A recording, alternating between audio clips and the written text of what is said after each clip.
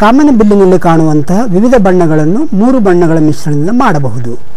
ಕಾಗದದಲ್ಲಿ 3 ವರ್ತುಗಳನ್ನು ಕತ್ತರಿಸಿ ಅವುಗಳ ಸುತ್ತಲೂ ಅಂಟು ಹಚ್ಚಿ ಒಂದರ ಮೇಲೆ ಕೆಂಪು ಬಣ್ಣದ ಕಾಗದ, ಇನ್ನೊಂದರ ಮೇಲೆ ನೀಲಿ ಬಣ್ಣದ ಕಾಗದ ಹಾಗೂ ಕಡೆಗೆ ಹಳದಿ ಬಣ್ಣದ ಕಾಗದವನ್ನು ಅಂಟಿಸಿ.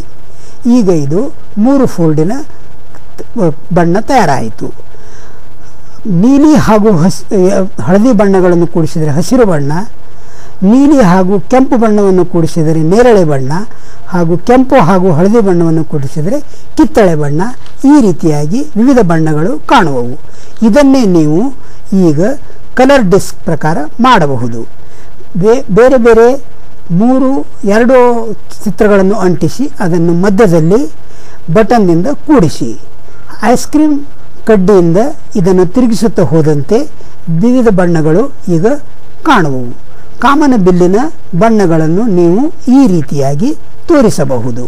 ಇದು ನಮ್ಮ ಕಾಮನ ಬಿಲ್ಲುಗಳನ್ನು ತೋರಿಸುವ ಆಟಿಕೆ.